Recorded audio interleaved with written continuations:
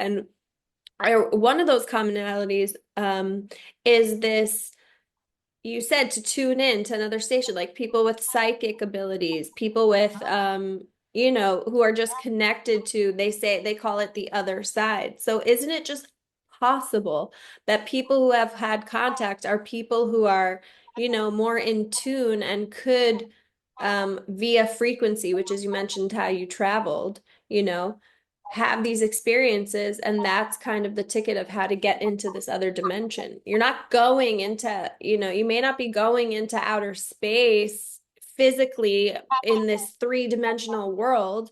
You're traveling with your spirit. Yeah.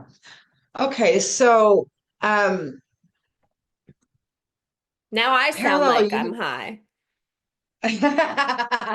well, when you start talking about parallel universes and parallel existences and collapsing probable timelines and integrating that into the true self, right?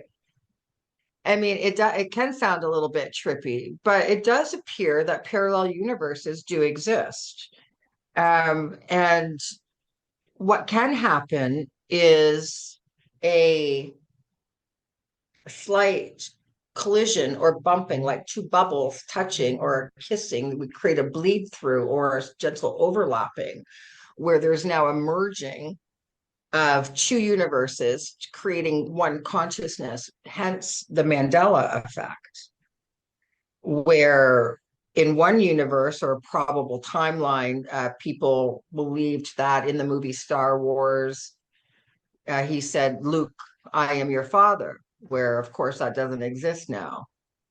When my kids used to run around the house going, Luke, I am your father. Into the fan. I used to do that. Yeah, but that's not in the movie because Yeah. they say that never happened. Just like, I mean, some people believe that they remember Tinkerbell in the Disney movies dotting the I when it said Disney over the castle.